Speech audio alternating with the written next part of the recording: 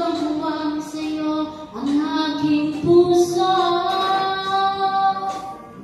Ano bang ganap ang dating pagsuyo? Hindi na ba maging tapat sa mga pangako? Sa atin ang lahat kaya'y isang lakas. Sadyang pag-ibig natin ang nakakapanghinayang. Ngunit sa ating mga mata, ito'y kalamisan lamang. Tuloy lang nasasaktan ng mga puso.